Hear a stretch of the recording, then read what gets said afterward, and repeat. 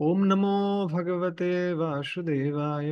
ओम नमो भगवते वासुदेवाय। ओम नमो भगवते वासुदेवाय। হরে কৃষ্ণ। আপনাদের সবাইকে স্বাগত জানাচ্ছি। সব শ্রোতাগণের করি চরণ বন্ধন। এসব সিদ্ধান্ত শুনো, করিয়া কমন। আমি সমস্ত বৈষ্ণববৃন্দের চরণ বন্দনা করছি। আহ আজকে আমরা কিছু বিশেষ বিষয় নিয়ে আলোচনা করব, বৈষ্ণব সম্পর্কের গুরুত্ব এবং কিভাবে এই বৈষ্ণব সম্পর্ককে আমরা উন্নত করতে পারি সেটা নিয়ে আমরা আলোচনা করব। এবং আশা করছি আপনারা সকলে আমাদের সাথে থাকবেন এবং আমরা যে নীতিসমূহ আলোচনা করব সেগুলো আমরা চেষ্টা করব আমাদের জীবনে প্রয়োগ করার জন্য। এবং এভাবে আমাদের আহ আমরা যেখানেই থাকি না কেন, সেটা হতে পারে মন্দির, সেটা হতে পারে ভয়েস, সেটা হতে পারে বাসা, ম্যাস, যে কোনো জায়গায় আমরা থাকি না কেন, সেই স্থানটা বৈকুণ্ঠে পরিণত হতে পারে। বিগত কুণ্ঠা ইতি বৈকুণ্ঠ। যেখানে কোনো কুণ্ঠা নেই সেটা হচ্ছে বৈকুণ্ঠ। আর কুণ্ঠাগুলো কখন শুরু হয়, কখন এখানে সমস্যা সৃষ্টি হয়? যখন দুইটা পাত্র একসাথে হয়। পাত্র দুটো আলাদা আলাদা জায়গায় থাকলে কোনো কি নেই, আওয়াজ নেই। আওয়াজ কখন হয়? যখন একসাথে থাকে। ঠিক আছে। তো আমরাও যখন আলাদা আলাদা ভাবে স্থানে রয়েছি, যেমনি মুনিরা তারা এক একটা গাছের নিচে এক একজন তপস্যা করে, তাদের মধ্যে কোনো সম্পর্কের কোনো কি নেই, গাঢ়তাও নেই এবং সম্পর্কে কোনো ভেদও নেই। কিন্তু আমরা একসাথে থাকি, আমরা গোষ্ঠানন্দী। আমরা একসাথে থাকার কারণে আমাদের মধ্যে সম্পর্কের গাঢ়তাও রয়েছে, আবার আমাদের মধ্যে সম্পর্কের অনেক সময় ভেদও রয়েছে। তাই আমাদের শিখতে হবে দুটো জিনিস। দুটো জিনিস কি? একটা হচ্ছে আর্ট অফ চ্যান্টিং এবং আর একটা হচ্ছে আর্ট অফ ডিলিং। তাই এবিসিডি। এবিসিডি কি? যেমন এমবিবিএস। এমবিবিএস কি? Bachelor of medicine. ঠিক আছে। আহ একইভাবে এখানেও আমরা যদি দেখতে যাই, এবিসিডি যদি আমরা দেখি, being attentive in chanting and dealing. বিটা আগে চলে আসছে। Being, A for attentive, C for chanting, D for dealing. ঠিক আছে। আমাদের চান্টিং এবং ডিলিং এই দুটোতে যদি আমরা কি হই, পাক্কা হই, তাহলে আমরা খুব সহজে কি করতে পারবো? আমরা খুব সহজে ভক্তিতে এগিয়ে যেতে পারবো। আচ্ছা। আহ চিন্তা করুন, এই মুহূর্তে আপনার মৃত্যুর সময় ঘনিয়ে এসেছে, লাস্ট মুমেন্ট। ঠিক আছে। অথবা আপনি ইতিমধ্যেই দেহ রেখেছেন। ঠিক আছে, মৃতদেহ পড়ে রয়েছে। আর এই সময়টিতে আপনি কি আশা করেন? আশেপাশের মানুষগুলো আপনার সম্বন্ধে কি বলবে? আপনি কি আশা করেন?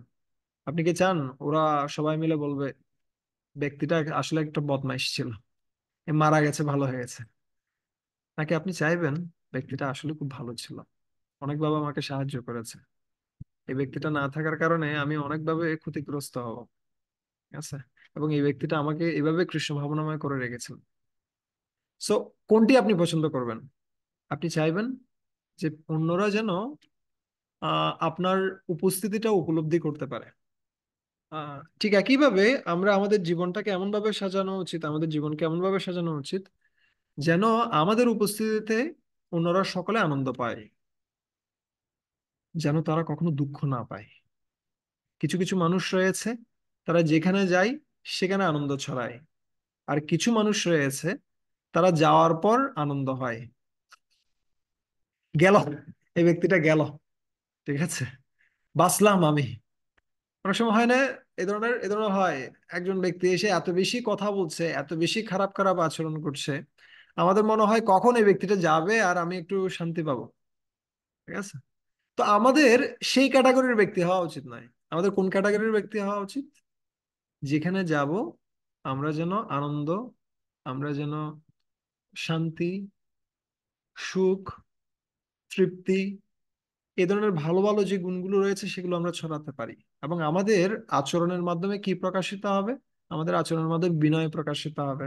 আমাদের আচরণের মাধ্যমে গুরু পরম্পরার যে বিশেষ যে মহিমা সেটা প্রকাশিত হবে। আমাদের আচরণের মাধ্যমে ভগবান কৃষ্ণের যে মহত্ব সেটা প্রকাশিত হবে।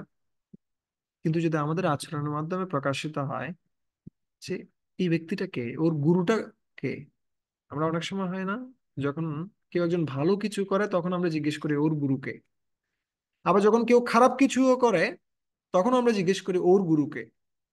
তার মানে হচ্ছে কি, আমরা ভালো আচরণ করি অথবা আমরা খারাপ আচরণ করি, দুটির মাধ্যমে কিন্তু আমাদের যারা ঊর্ধ্বতন ব্যক্তিরা রয়েছে অথবা যারা আমাদের যত্ন নিচ্ছেন, তারা হয় প্রশংসিত হবেন, না হলে তারা নিন্দার পাত্র হবেন। তো আমাদের কখনো এমন কোনো কাজ করা উচিত নয় যার মাধ্যমে অন্যান্য ব্যক্তিরা, গুরু পরম্পরার অথবা আমাদের জ্যেষ্ঠ যে সমস্ত ব্যক্তিরা যারা আমাদের কি করছে, লালন পালন করছে অথবা যারা আমাদের জ্ঞান নিচ্ছেন, তারা যেন নিন্দাগ্রস্ত না হয়। ঠিক আছে? তো সেজন্য এই বৈষ্ণব সম্পর্কটা, সেটা খুব বেশি গুরুত্বপূর্ণ। তো আজকে আমরা দেখব কিভাবে আমরা আহ, কিভাবে এবং কেন। প্রথমে দেখবো আমরা কেন এই বৈষ্ণব সম্পর্কটা গুরুত্বপূর্ণ, আর তারপরে আমরা দেখব কিভাবে আমরা এটাকে ডেভেলপ করতে পারি। ঠিক আছে? প্রথমত যে বিষয়টা রয়েছে সেটা হচ্ছে কি, দুঃখ থেকে মুক্তি। আমরা বিভিন্ন প্রকার দুঃখ প্রাপ্ত হচ্ছি দৈনন্দিন জীবনে। সেটা বলা যেতে পারে তিন প্রকার: আদি আত্মিক ক্লেশ, আদি দৈবিক ক্লেশ এবং আদি ভৌতিক ক্লেশ। তাই না? আদি আত্মিক ক্লেশ কি? মন এবং দেহ থেকে যে দুঃখটা পাই সেটা হচ্ছে কি আদি আত্মিক ক্লেশ। তারপরে আদি ভৌতিক ক্লেশ, অন্যান্য জীব থেকে যে কষ্টটা আমরা প্রাপ্ত হই সেটা হচ্ছে আদি ভৌতিক ক্লেশ। এবং দেবতাদের কাছ থেকে অথবা প্রাকৃতিক দুর্যোগ থেকে যে সমস্ত কষ্ট আমরা প্রাপ্ত হই সেটা হচ্ছে আদি দৈবিক ক্লেশ। এই তিনটা ক্লেশ থেকে মুক্ত হওয়ার পন্থাটা কি? পন্থাটাও বর্ণনা করা আছে ভগবদ গীতায়। যজ্ঞদান তপো কর্ম ন তজ্জেত কার্যমেব হি, যজ্ঞদান তপস্যৈব পাবনানি মনীষিণম। যজ্ঞ, দান এবং তপস্যা করা। যজ্ঞ করার মাধ্যমে আদি দৈবিক ক্লেশ, প্রাকৃতিক দুর্যোগ এবং যে সমস্ত দেবতাদের কাছ থেকে আমরা যে সমস্ত কষ্ট প্রাপ্ত হই সেগুলো থেকে আমরা মুক্ত হতে পারি। দান করার মাধ্যমে আহ অন্যান্য ব্যক্তিদের সাথে আমাদের খুব ভালো একটা সম্পর্ক করার মাধ্যমে, বা কিছু দেয়া এবং কিছু নেয়া, যেটা আমরা কার কাছ থেকে শিখছি? আমরা আহ রূপ গোস্বামী পাদের উপদেশামৃতে আমরা শিখছি ছয়টি কি রয়েছে, আদান প্রদান রয়েছে। কি কি সেগুলো? দাদাতি প্রতিগৃহ্ণাতি, কিছু দেয়া কিছু নেয়া। গুইয়াম আখ্যাতি পৃচ্ছতি, মনের কথা খুলে বলা এবং সেই কথাগুলো শোনা। আর কি রয়েছে? ভুংতে ভোজয়তে, কিছু খাওয়ানো কিছু খাওয়া। ঠিক আছে? এই ছয় প্রকার দান কর্ম এবং গ্রহণ কর্ম। ঠিক আছে? এই সমস্ত কার্যগুলোর মাধ্যমে আমরা কি করতে পারি? আমরা বিশেষ করে এই আদি ভৌতিক ক্লেশ থেকে আমরা মুক্ত হতে পারি। ঠিক আছে? আহ অন্যান্য ব্যক্তিদের থেকে যে আমরা কষ্ট পেয়ে থাকি সেটা থেকে আমরা মুক্ত হতে পারি এবং আমাদের সম্পর্কটা অনেক ভালো হতে পারে, যেটা রূপ গোস্বামী পাদ বর্ণনা করছেন। আরেকটা কি রয়েছে? আদি আহ আত্মিক ক্লেশ। আদি আত্মিক ক্লেশ কিসের মাধ্যমে করা যাবে, মুক্ত হওয়া যাবে? তপ তপস্যা করার মাধ্যমে। যদি কেউ তপস্যা করে তাহলে সে এই যে কি থেকে উম আদি আত্মিক ক্লেশ থেকে মুক্ত হতে পারে, যেটা দেহ এবং মন থেকে প্রাপ্ত দুঃখ। কিন্তু তপস্যাও বিভিন্ন প্রকার রয়েছে। তার মধ্যে অন্যতম একটা তপস্যা হচ্ছে কি, আহ দ্বন্দ্ব সহন। দ্বন্দ্ব সহন কি? আহ দ্বন্দ্ব সহন করা হচ্ছে কি, ভালো মন্দ, শীত শীত উষ্ণ, সুখ দুঃখ, এই সমস্ত দ্বন্দ্বগুলো সহন করা। আরেকটা তপস্যা হচ্ছে কি, আরেকটা তপস্যা হচ্ছে পর উৎকর্ষ সহন। অন্য কেউ উন্নত হয়ে গেলে, অন্য কেউ অনেক বেশি উপরে উঠে গেলে সেটা সহ্য করা, অন্যের উৎকর্ষটা সহ্য করা। ধরেন আমরা একসাথে কি করছি, ভক্তিতে এসেছি, কিন্তু একজন ব্যক্তি খুব দ্রুত ভক্তিতে এগিয়ে যাচ্ছে, আর এটা দেখে যখন আমরা কষ্ট পাই তখন আমরা ঈর্ষ্যাপরায়ণ। ঠিক আছে? তাই অন্যের উৎকর্ষ, অন্যের যে উন্নতি সেটা সহ্য করাটা একটা তপস্যা। তাই এই তপস্যাটা করার মাধ্যমে আমরা কি হতে পারবো? আমরা আধ্যাত্মিক ক্লেশ, মনের যে ক্লেশ, সেটা থেকে আমরা মুক্ত হতে পারবো। আমাদের জানা উচিত প্রত্যেক ব্যক্তি ভিন্ন, এবং প্রত্যেকটি সেবাই গুরুত্বপূর্ণ। ও যে সেবাটা করছে সেটাও গুরুত্বপূর্ণ, আমি যে সেবাটা করছি সেটাও গুরুত্বপূর্ণ। তাই আমার সাথে অন্য কারো কি করার প্রয়োজন নেই, তুলনা করার প্রয়োজন নেই। ও এটা করছে, ও এটা করছে। হ্যাঁ, সবাই সব সবটুকু করতে পারবে না। ও যেটা করছে সেটা থেকে আমার কি নেওয়া উচিত, উৎসাহ নেওয়া উচিত। হ্যাঁ, আমিও চেষ্টা করব আমার পর্যায় থেকে আমি সর্বোচ্চটা করার জন্য। কিন্তু আমি যে ওর মতো করতে পারবো বা আমাকে যে ওর মতো হতেই হবে তা নয়। যেমন দেখবেন, দুজন ব্যক্তি একসাথে কিসে এসেছে, ভক্তিতে এসেছে, কিন্তু একজন ব্যক্তি খুব তাড়াতাড়ি কি হয়ে যাচ্ছে, ফেমাস হয়ে যাচ্ছে। কিন্তু ফেমাস হওয়াটা ভক্তির লক্ষণ না। ওর কর্মের কারণে হয়তো ফেমাস হচ্ছে, আর আমি হয়তো 100 বার প্রচেষ্টা করলেও আমি সেটা হতে পারবো না। ঠিক আছে। সো ভক্তি মানে কি? আমি আজকেও শুনছিলাম, প্রভুপাদের লেকচার শুনছিলাম আজকে অনেকক্ষণ। আমি চেষ্টা করছিলাম প্রভুপাদের লেকচার শ্রবণ করার জন্য, প্রসাদ বিতরণ করতে করতে প্রায় 2 ঘন্টার মতো আমি শুনেছি। তো ওখানে শুনছিলাম একটা খুব সুন্দর কথা প্রভুপাদ বলছিলেন, ভক্তি মানে হচ্ছে সার্ভিস, ভক্তি মানে হচ্ছে সেবা। সেবা ছাড়া কেউ ভক্তিতে উন্নতি করতে পারবে না। তো আমার যে সেবাটা আমাকে দেওয়া হয়েছে সেটা যদি আমি খুব ভালোভাবে করি, তাহলে স্বাভাবিকভাবে আমি আনন্দ পাবো। আর অন্যের যে উৎকর্ষ দেখে সেটা সহ্য করা, সেটা হচ্ছে একটা সবচেয়ে বড় গুণ। তাই দুঃখ থেকে মুক্ত হওয়ার একটা ভালো পন্থা হচ্ছে সবার সাথে একটা ভালো সম্পর্ক বজায় রাখা। ঠিক আছে। একই কথাটা নারদ মুনিও বলছেন। নারদ মুনি কাকে বলছেন? নারদ মুনি ধ্রুব মহারাজকে বলছেন। ধ্রুব মহারাজ কি বলছেন? গুণাধিকাত মুদম লিপ্সেত অনুক্রোশম গুণাধমাৎ মৈত্রীম সমানমন্নিচ্ছেত নতাপৈর অভিভূয়তে। গুণাধিকাত মুদম লিপ্সেত, যদি আপনার থেকে বেশি গুণসম্পন্ন কোনো ব্যক্তিকে দেখতে পান, তাহলে তাকে দেখে কি হওয়া উচিত? মুদম, আনন্দিত হওয়া উচিত। অনুক্রোশম গুণাধমাৎ, অনুক্রোশম মানে হচ্ছে কি করা? কৃপা করা। আপনার থেকে কম গুণসম্পন্ন ব্যক্তিকে যদি আপনি দেখেন, তার প্রতি নিন্দা, মস্করা, ঠাট্টা অথবা অবজ্ঞা করা উচিত নয়। কি করা উচিত? অনুক্রোশম, করুণা করা উচিত, তাকে সাহায্য করা উচিত। মৈত্রীম সমান মন্নিচ্ছেদ, সমান গুণ সম্পন্ন ব্যক্তিদেরকে দেখলে তাদের সাথে কম্পিটিশন করা উচিত নয়, প্রতিযোগিতা করা উচিত নয়। তাদের সাথে কি করা উচিত? তাদের সাথে সম্পর্ক তৈরি করা উচিত, তাদের সাথে বন্ধুত্ব তৈরি করা উচিত। মৈত্রীম সমান মন্নিচ্ছেদ। আর যদি কেউ এটি করে তাহলে কি হবে? না তাপের অভিভূয়তে, তাহলে সে আর কি প্রাপ্ত হবে না? ত্রিতাপ, ক্লেশ আর প্রাপ্ত হবে না। ঠিক আছে। 3 প্রকার যে ক্লেশ রয়েছে, 3 প্রকার যে দুঃখ রয়েছে, সেই দুঃখ সে প্রাপ্ত হবে না। ঠিক আছে। বিশেষত আদি ভৌতিক ক্লেশ, অন্যান্য জীব থেকে প্রাপ্ত কষ্ট অথবা আদি আত্মিক ক্লেশ, আমরা নিজেরাই নিজেদের কষ্টের কারণ হই, কারণ আমরা বেশি করে পরিমাণে কম্পেয়ার করতে থাকি। ঠিক আছে। ভগবান আমাদেরকে ইউনিক ভাবে বানিয়েছেন। ভগবান প্রত্যেকটা ব্যক্তিকে ইউনিক বানিয়েছেন। প্রত্যেকটা ব্যক্তির আঙ্গুলের ছাপও কিন্তু ইউনিক। একজনের আঙ্গুলের ছাপ আরেকজনের সাথে মিলবে না। ঠিক আছে। এবং প্রত্যেক ব্যক্তিকেই দুঃখ এবং কষ্ট এবং সুখ এটা ভিন্ন ভিন্ন পরিমাণে দিয়েছে, কিন্তু আলটিমেটলি কি প্রপোর্শনটা সমান। প্রপোর্শন মানে কি? মানে প্রপোর্শন নয়, টোটালে গিয়ে সমান। যেমন ধরুন 98+2 100, 50+50 100, 70+30 100।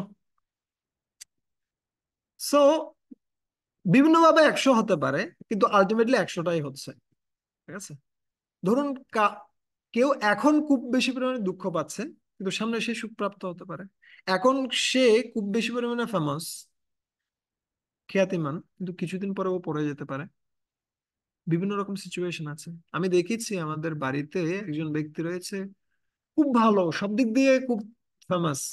ওর আহ ও নিজে হচ্ছে উপজেলার চেয়ারম্যান, ওর স্ত্রী হচ্ছে এমবিবিএস ডক্টর। ঠিক আছে। সব দিক দিয়ে বিশাল ইনফ্লুয়েন্স, অনেক জায়গা জমি রয়েছে, কিন্তু ছেলে যেটা হলো, সে ছেলেটা হচ্ছে মানসিক প্রতিবন্ধী। অনেক বছর হয়ে গেছে কিন্তু এখনো বুদ্ধি বাড়ছে না। তো আপনি দেখবেন, এক পাশে আপনি সুখটাকে দেখতে পাচ্ছেন, কিন্তু ওর যে দুঃখটা রয়েছে সেটাকে আপনি দেখতে পাচ্ছেন না। ওর যে কষ্টটা রয়েছে সেটা আপনি দেখতে পাচ্ছেন না। যে ব্যক্তিটা অনেক বেশি ফেমাস, আমরা সেই ব্যক্তির মানে কি ফেমটা আমি দেখতে পাচ্ছি, কিন্তু ওই ফেমের কারণে ওই ব্যক্তিটা যে আটকানো, ও যে কোথাও যেতে পারছে না, ও যে মানুষের সাথে মিশতে পারছে না, সেটা আমরা দেখতে পাচ্ছি না। আমরা দেশের প্রধানমন্ত্রীকে দেখতে পাচ্ছি, ও খুব আনন্দে আছে, কিন্তু কি আপনি জানেন এই প্রধানমন্ত্রী নিজে একাকী কোথাও যেতে পারে? পারে না। ও বন্দি। সবসময় ওকে কিসের মধ্যে থাকতে হয়? বডিগার্ডের মধ্যে থাকতে হয়, অনেক কষ্টের মধ্যে থাকতে হয়। সো আমরা অন্যদের সাথে তুলনা করব না, আমরা চেষ্টা করব in your place, in your press, accept the grace. ঠিক আছে, অ্যাক্সেস দ্য গ্রেস। চৈতন্যচরণ প্রভু এই কথাটা বলেন। আপনি যে স্থানে রয়েছেন সেই স্থানে থাকুন, যে পজিশনে রয়েছে সেই পজিশনে থাকুন, কিন্তু ওই স্থান থেকে আপনার গতিতে, অন্যের গতিতে লাগবে না, আপনার গতিতে আপনি চেষ্টা করুন কি করার জন্য? ভগবানের কৃপাটাকে অর্জন করার জন্য। এবং চেষ্টা করুন আপনার পূর্বদিন আপনি যতটুকু সিনসিয়ার ছিলেন, আপনি যতটুকু নিষ্ঠাবান ছিলেন, আজকে যেন তার থেকে বেশি নিষ্ঠাবান হতে পারেন। তো এই প্রক্রিয়ায় যদি আমরা এগিয়ে যাই, তাহলে আমরা খুব সহজে কি হতে পারি? দুঃখ থেকে মুক্ত হতে পারি। ঠিক আছে, এটা একটা বিষয়। দ্বিতীয় বিষয়টা হচ্ছে কি, আমরা যখন অন্যদের সাথে ভালো সম্পর্ক রাখি, তখন কে সন্তুষ্ট হন? ভগবান সন্তুষ্ট হন। ঠিক আছে। আহ, ধরুন একটা বাবার দুটো ছেলে রয়েছে, এবং এই দুটো ছেলে, তারা বাবার জন্য খুব ভালো ভালো খাবার নিয়ে আসে। অফিস থেকে আসার সময় খুব ভালো খাবার নিয়ে আসে, অনেক ফল নিয়ে আসে, দুধ নিয়ে আসে, এবং যা যা কিছু আছে সবকিছু দেয়। কিন্তু রাত্রি হতে না হতেই তারা দুজনের মধ্যে ঝগড়া শুরু করে। ঠিক আছে। এবং এই ঝগড়ার কারণে একসময় দুই ছেলে বলছে, আমরা দুটো ফ্ল্যাট নিয়ে থাকবো, আমরা আর একসাথে থাকবো না। কোনটি বাবাকে সবচেয়ে বেশি সন্তুষ্ট করবে? ভালো খাবারগুলো এনে দিচ্ছে সেটা, নাকি ওদের ঝগড়া? না, এই ভালো খাবারগুলো আর বাবার হজম হবে না। কেন? কারণ হচ্ছে ওদের ঝগড়ার কারণে ওদের অসন্তুষ্টিটা, বাবার যে অসন্তুষ্টিটা, সেটা প্রচুর পরিমাণে বর্ধিত হবে, এবং ও ও মারা যাওয়ার সময়ও শান্তি পাবে না। সো ঠিক একইভাবে ভগবান হচ্ছেন সমস্ত জীবের পরম পিতা, এবং পিতা কখন সন্তুষ্ট হয়? যখন পুত্ররা একসাথে থাকে। একই জিনিসটা কে বলছেন? স্বয়ম্ভু মনু তার নাতি, তার নাতি হচ্ছে কে? ধ্রুব। তাকে বলছেন, কি বলছেন? তিতিক্ষয়া করুণয়া মৈত্র্যা চ কিল জন্তুষু সমত্তেন চ সর্বাত্মা ভগবান সম্প্রসীদতি। তিতিক্ষয়া, কেউ যদি খারাপ আচরণ করে সেটা সহ্য করা। করুণয়া, কার কার প্রতি? যারা আহ যারা বুঝতে পারছে না, যারা অধঃপতিত রয়েছে, তাদের প্রতি করুণা করা। আর তিতিক্ষাটা অনেক ক্ষেত্রে সিনিয়রদের প্রতি হয়। অনেক সময় সিনিয়ররা অনেক উপদেশ দিবেন, ঠিক আছে, এটা করো, ওটা করো, ওটা করো, কিন্তু এগুলো সহ্য করতে হয়। করুণাটা কারদের প্রতি? বেসিক্যালি নিচের লেভেলের প্রতি। ঠিক আছে। এবং উপরের লেভেল থেকে অনেক সময় কঠিন কঠিন কথা আসবে, অনেক সময় কি করা হবে? উম শাসন করা হবে। সিনিয়ররা শাসন করতে পারে, কিন্তু শাসন তো সহ্য করতে হবে। ঠিক আছে। তিতিক্ষয়া করুণয়া মৈত্রাচ অখিল জন্তুষু, এবং সমস্ত জীবের প্রতি কি রাখা? একটা ভালো সম্পর্ক রাখা। ঠিক আছে। এই তিনটি যদি কার্য কেউ করে, তাহলে আহ সমত্তেন চ সর্বাত্মা, এবং সেই সাথে যদি সকলের প্রতি ভালো আচরণ করা হয়, সকলের প্রতি সমান মনোভাব রেখে সবার সাথে সম্পর্ক রাখা হয়, তাহলে ভগবান সম্প্রসীদতি, ভগবান খুব তাড়াতাড়ি সন্তুষ্ট হবেন। ঠিক আছে। আর ভগবান সন্তুষ্ট হলে কি হবে সেটা তারপরে শ্লোকে বলছেন। সম্প্রসন্নে ভগবতী পুরুষ প্রকৃতের গুণের বিমুক্ত জীব নির্মুক্ত ব্রহ্ম নির্বাণম ঋচ্ছতি। সম্প্রসন্নে ভগবতী, ভগবান যদি সম্প্রসন্ন হন, পুরুষ প্রকৃত গুণই, আহ, জীব তখন কি হবে? প্রকৃতির যে গুণগুলো রয়েছে, সত্য রজ তম, সেটা থেকে মুক্ত হবে। বিমুক্ত জীব নির্মুক্ত, জীব সমস্ত গুণের প্রভাব থেকে মুক্ত হবে, এবং গুণের প্রভাব থেকে মুক্ত হলে লাভটা কি? ব্রহ্ম নির্বাণম ঋচ্ছতি, ব্রহ্ম নির্বাণ অথবা ভগবত ধাম কেউ প্রাপ্ত হতে পারে সিম্পলি কি করার মাধ্যমে? ভগবানকে সন্তুষ্ট করার মাধ্যমে। আর ভগবানকে সন্তুষ্ট করা যায় কি কিসের মাধ্যমে? যখন কেউ অন্যান্য জীবের সাথে খুব ভালো আচরণ করে, অন্যান্য ব্যক্তিদের সাথে ভালো সম্পর্ক রাখে। কেউ আমার সাথে খারাপ আচরণ করছে, সেটা আমি সহ্য করব তিতিক্ষায়া। অথবা কেউ আমাকে শাসন করছে, সেটা আমি সহ্য করব তিতিক্ষায়া করুণায়া। আহ অন্যদের প্রতি আমি করুণা প্রদর্শন করব, যারা আমাদের জুনিয়র রয়েছে। আর সকলের সাথে একটা ভালো সম্পর্ক রাখবো।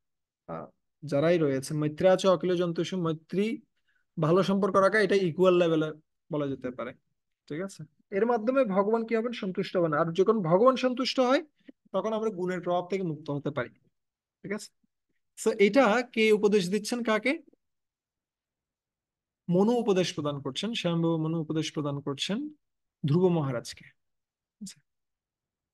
তৃতীয় যে বিষয়টা রয়েছে সেটা হচ্ছে ভগবান চান ভক্তরা যেন একত্রে থাকুন। ঠিক আছে। তো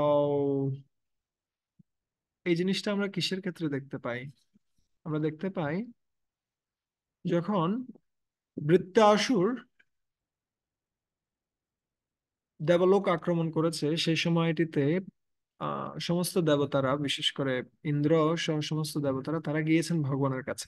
ভগবানের কাছে যখন গিয়েছেন, ভগবান কাকে? ইন্দ্রকে বলছেন, তুমি যদি বৃত্রাসুরকে হত্যা করতে চাও, তাহলে একটা উপায় রয়েছে। সেই উপায়টা কি? সেই উপায়টা হচ্ছে, তোমরা দধীচি মুনির কাছে যাও। দধীচি মুনির কাছে গেলে, সে দধীচি মুনির কাছে গিয়ে তোমরা প্রার্থনা করো, তিনি যেন তার দেহটিকে প্রদান করেন। আর তার দেহের যে কি রয়েছে, আহ অস্থি রয়েছে, বিশেষ করে বুকের যে অস্থি রয়েছে, সে অস্থি দিয়ে একটা বিশেষ বজ্র তুমি তৈরি করো, যে বজ্র দিয়ে তুমি কাকে হত্যা করতে পারবে? এই বৃত্তাসুরকে হত্যা করতে পারবে। কিন্তু দেখেন, কে চাইলে, ভগবান চাইলে সরাসরি কি করতে পারতো? একটা বজ্র প্রদান করতে পারতো। এটা তেমন একটা বিশেষ কিছু ছিল না। কিন্তু কেন ভগবান ইন্দ্রকে কার কাছে পাঠালেন? আহ দধীচি মুনির কাছে পাঠালেন। কারণ দধীচি মুনির সাথে ইন্দ্র আগে একবার খারাপ আচরণ করেছে। কিভাবে খারাপ আচরণ করেছিল ইন্দ্র? কারণ একবার আহ স্বর্গের ডক্টর অশ্বিনী কুমার দয়, তারা এসেছিলেন কার কাছে? দধীচি মুনির কাছে। এসে বলছেন যে আপনি আমাদেরকে ব্রহ্মজ্ঞান দান করুন। কারণ আমরা অর্ধ দেবতা হিসেবে এখানে রয়েছি, চিকিৎসকরা অর্ধ দেবতা রূপে পরিগণিত হয়, যার কারণে তারা পূর্ণ অমৃত প্রাপ্ত হয় না। কিন্তু যদি আপনি আমাদেরকে ব্রহ্মজ্ঞান প্রদান করেন, তাহলে আমরা পূর্ণ দেবতা রূপে কি হব? পরিগণিত হব, এবং আমরা কি প্রাপ্ত হতে পারি? অমৃত প্রাপ্ত হতে পারি। তাই আপনি আমাদেরকে কি দিন? এই যে ব্রহ্মজ্ঞান প্রদান করুন। এই কথা শুনে কে রাজি হয়ে গেছে? দধীচি মুনি রাজি হয়ে গেছে। ঠিক আছে, তুমি আসো একটা নির্দিষ্ট সময় করে, একটা তিথি বললেন যে এই সময়টিতে তুমি আসো, তাহলে আমি তোমাদেরকে কি দিব? এই ব্রহ্মজ্ঞান দিব। কিন্তু এই কথা শুনে কে চলে এসেছেন?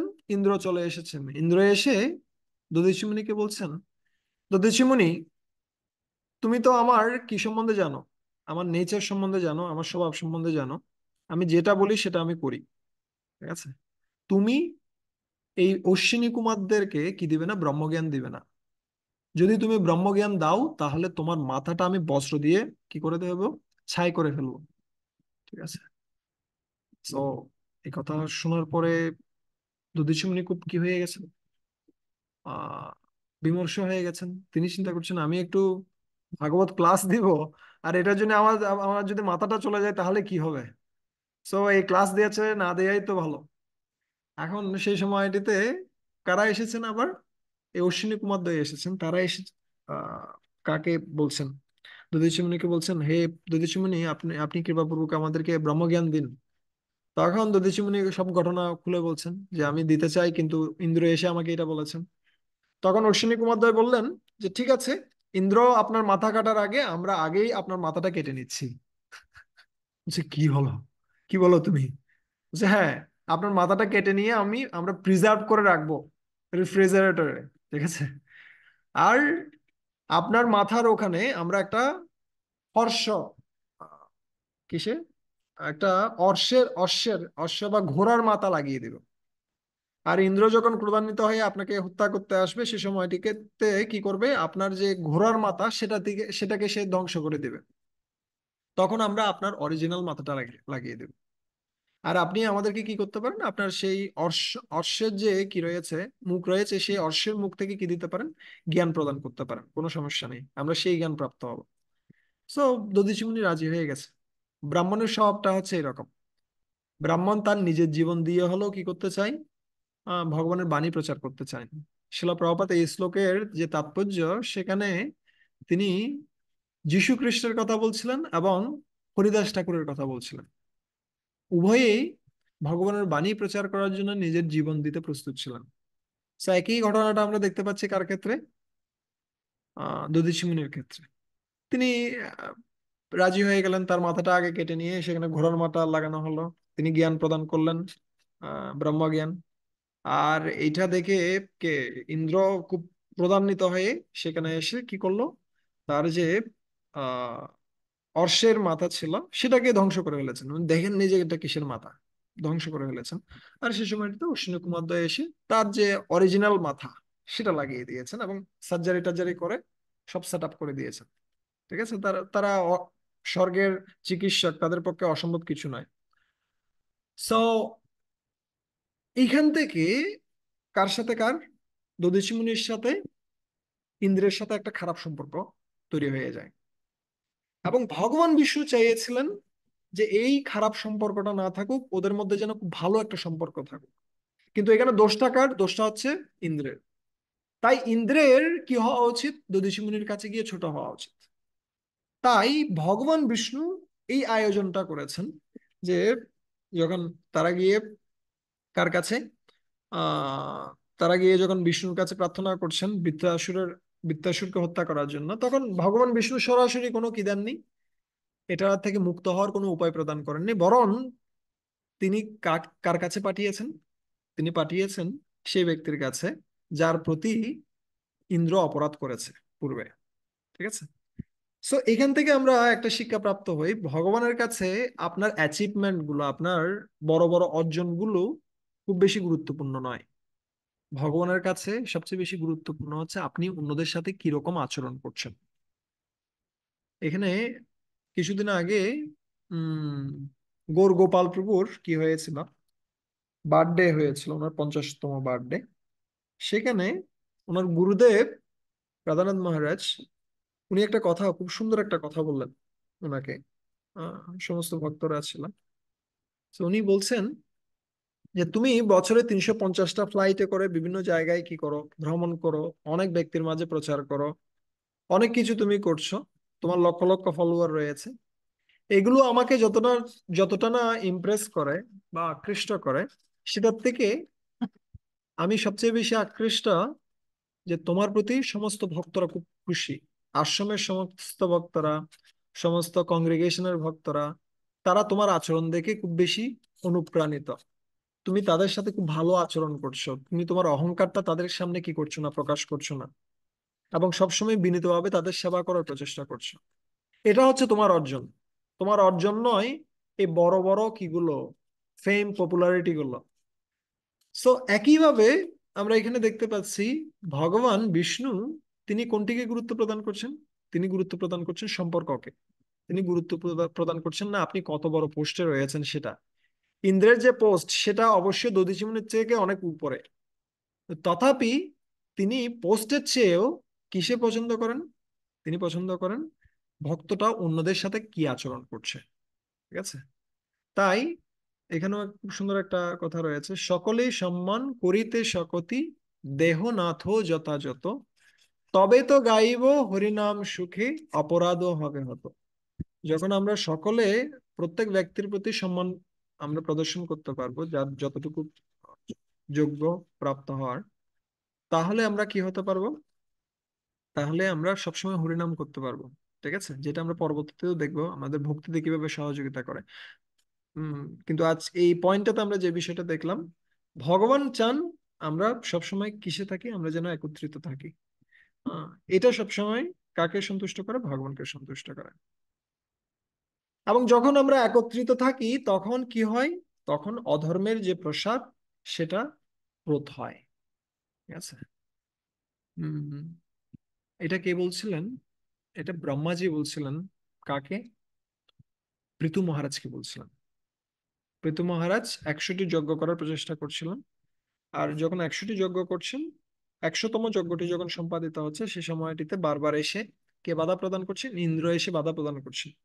এবং ইন্দ্র বিভিন্ন রূপ ধারণ করে আসছেন। এক একবার এক এক রকম সন্ন্যাসীর রূপ ধারণ করে এসে ঘোড়াদের, মানে যজ্ঞের যে ঘোড়া সেটাকে চুরি করে নিয়ে যাচ্ছেন। এবং এর পরবর্তী থেকেই কিন্তু বিভিন্ন রকম ভণ্ড প্রতারকদের কি হয়? প্রাদুর্ভাব হয়। আচ্ছা, বিভিন্ন প্রকার প্রতারক, কিসের নামে? ধর্মের নামে প্রতারক, তাদের আবির্ভাব হয় কিন্তু ওই স্থান থেকে। সো ওই সময়টাতে ব্রহ্মাজি এসে পৃথু মহারাজকে বলেন যে তুমি তোমার এই যজ্ঞ বন্ধ করো, কেননা তোমার সাথে ইন্দ্রের সাথে যে সম্পর্ক সেটা খারাপ হওয়ার ফলে কি হচ্ছে? এখন এখন অধর্মের প্রসার হচ্ছে। সো আমাদের কি হওয়া উচিত? আমাদের সম্পর্কটা হওয়া উচিত এই ধরনের। ঠিক আছে, মায়ার বিরুদ্ধে যখন আমরা যুদ্ধ করতে যাচ্ছি তখন আমাদের ঘুষিটা যাবে এই ধরনের, কিন্তু যদি এই ধরনের না গিয়ে এটা এ ধরনের হয় তাহলে কি হবে? আমরা আমরা মারামারি করে আমরা আমরা মরে গেলাম, আর অপর পাশ থেকে বুলেট এসে অন্যান্য যারা রয়েছে তাদেরকে কি করে দিবে? হত্যা করবে। সো আমরা যখন নিজেদের মধ্যে যুদ্ধ করি তখন আমরা দুর্বল হয়ে পড়ি, ধর্ম দুর্বল হয়ে পড়ে, তখন অধর্মের প্রসার হয়। আর যখন আমরা একত্রিত থাকি, ঠিক আছে, তখন ধর্ম শক্তিশালী হয় এবং অধর্মের যে প্রসার সেটা কি হয়? স্তীমিত হয়। সো আমরা কি করব? আমরা বারবার করে চেষ্টা করব অধর্মের যেন প্রসার না হয়। আর সেটার সবচেয়ে সহজ পন্থা হচ্ছে আমাদের মধ্যে একটা ভালো সম্পর্ক। ঠিক আছে। ইয়েস। আর একটা গুরুত্বপূর্ণ দিক হচ্ছে উম, ভক্তিতে স্থির এবং নিরাপদ থাকা। একবার একজন আহ কর্নেল, সে কি করছে? সে, মানে, ওখানে একটা কুয়ো ছিল সেনানিবাসের মধ্যেই। সে হাঁটতে গিয়ে হঠাৎ করে ও দেখেনি ও কুয়োতে পড়ে গেছে। আর কুয়োতে পড়ে গেছে, কুয়োর ভিতরে ও চিৎকার চেঁচামেচি করছে। আর অনেক ব্যক্তিরা এসেছে তাকে কি করার জন্য? রক্ষা করার জন্য। এখন প্রথমে আসছে কারা? প্রথমে আসছে যারা জুনিয়ররা আসে, তারা রক্ষা করার প্রচেষ্টা করছে, তারা দড়ি নামিয়ে দিয়েছে। দড়ি নামিয়ে দিয়ে তোলার চেষ্টা করছে। যখন তুলছে সে সময়টাতে যখন একদম উপরে চলে আসছে, তখন কি করছে? তখন যারা জুনিয়ররা ছিল, যেহেতু সেনাবাহিনীর সদস্য, তাদের মধ্যে ডিসিপ্লিনটা সবচেয়ে বেশি। জাস্ট যখন উপরে তুলে আনছে সে সময়টিতে সমস্ত যারা জুনিয়র কি ছিল, সেনাবাহিনীর সদস্য ছিল, তারা হঠাৎ করে কি করতে শুরু করেছে? Salute sir! কি করছে? স্যালুট দিচ্ছে। মানে তুলে আনছে তো, দেখার সাথে সাথে স্যালুট দিচ্ছে। এখন স্যালুট দিতে গিয়ে হাত থেকে দড়িটা পড়ে গেছে।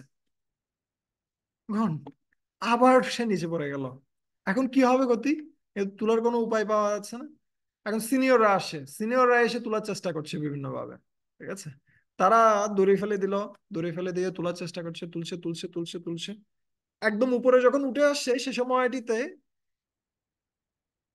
যে সেখানে পড়া ছিল, যাকে তোলা হচ্ছে, সে কি করলো?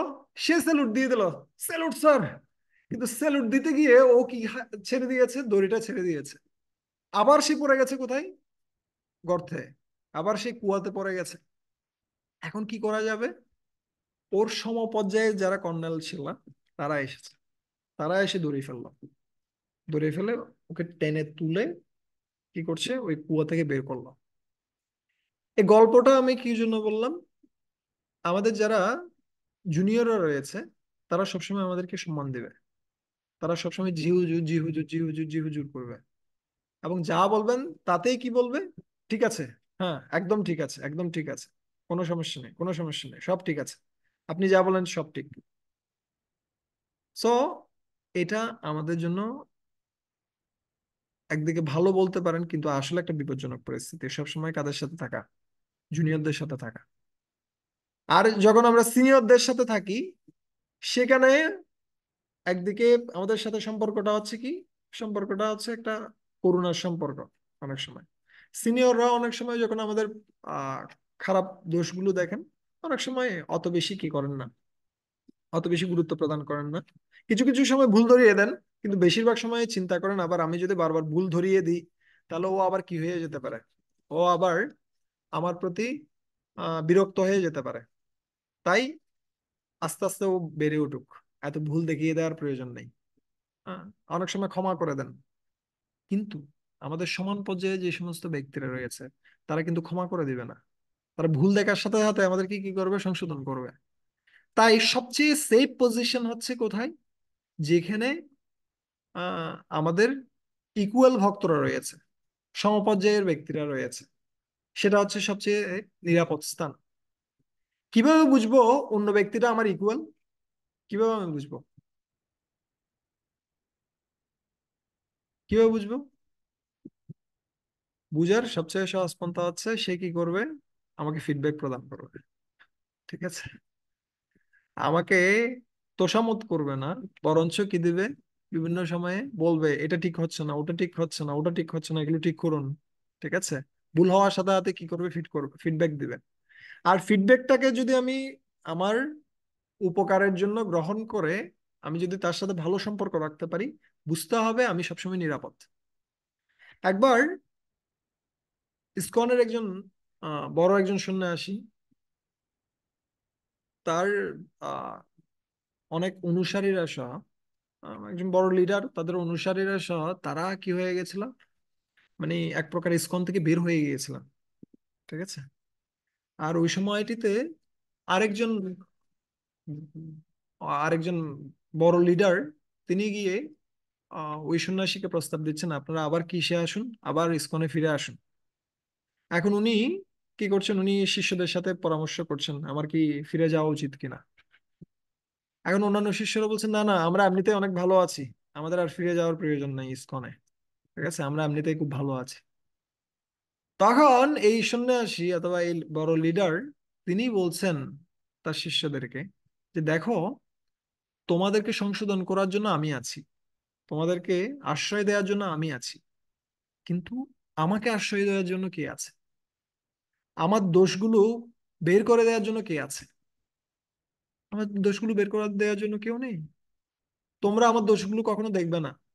কিন্তু যদি আমি আমার গুরুভ্রাতাদের সাথে থাকি, যদিও একসাথে থাকাটা অনেক কঠিন রয়েছে, কিন্তু আমি সবসময় নিরাপদ থাকবো। ঠিক আছে? আর যদি আমি নিরাপদে থাকি তাহলে আমি তোমাদেরকে নিরাপত্তা দিতে পারবো। সো আমরা যখন অন্যান্য ভক্তদের সাথে একটা সম্পর্ক, খুব ভালো সম্পর্ক রাখছি, তখন বুঝতে হবে আমি সবসময় নিরাপদে আছি। একবার আহ ভক্তি সিদ্ধান্ত সরস্বতী গোস্বামী ঠাকুর, আহ, তার আহ, তিনি যা কিছু করতেন, সেখানে একজন ব্যক্তি এসে সবসময় কি করতেন, নিন্দা করতেন। তিনি ভুলগুলো ধরিয়ে দিতেন, বিভিন্ন ভুলগুলো ধরিয়ে দিতেন। এবং অন্যান্য শিষ্যরা তারা চিন্তা করতো এই ব্যক্তিটা মরে যায় না কেন, এই ব্যক্তিটা মরলে ভালো হতো। কিন্তু ভক্তি সিদ্ধান্ত সরস্বতী গোস্বামী ঠাকুর কিছুই বলতেন না। একদিন সেই ব্যক্তিটা মারা গিয়েছে। আর যখন মারা গিয়েছে, তখন ভক্তি সিদ্ধান্ত সরস্বতী গোস্বামী ঠাকুর তিনি কান্না করছিলেন। তখন অন্যান্য শিষ্যরা জিজ্ঞেস করছেন, গুরু মহারাজ আপনি কান্না করছেন কেন? বলছে আমার সবচেয়ে সুহৃদ ব্যক্তিটা, আমার সবচেয়ে প্রিয় ব্যক্তিটা আজ আর নেই। যে কিভাবে ও আপনার সুহৃদ হতে পারে, সে আপনার প্রিয় হতে পারে? তখন ভক্তি সিদ্ধান্ত সরস্বতী গোস্বামী ঠাকুর বলছেন যে তোমরা হয়তো সবসময় আমার কি করবে, আমার গুণকীর্তন করবে, কিন্তু তোমরা কখনো আমাকে ভুল ধরিয়ে দেবে না। আমার ভুল ধরিয়ে দেওয়ার মতো একজন মাত্র ব্যক্তি ছিল, সে ব্যক্তিটা এখন আর নেই। So, যখন কেউ আমাদেরকে ভুল ধরিয়ে দিচ্ছে, তখন আমাদের মনে করা উচিত নয় সে আমার শত্রু। আমাদের উপলব্ধি করা উচিত সে আমার বন্ধু। তাই সে আমার ভুল ধরিয়ে দিচ্ছে, না হলে কে কার ভুল ধরিয়ে দেয়? কেউ কাউকে ভুল ধরিয়ে দেয় না, যে যার যার মতো থাকে। ঠিক আছে?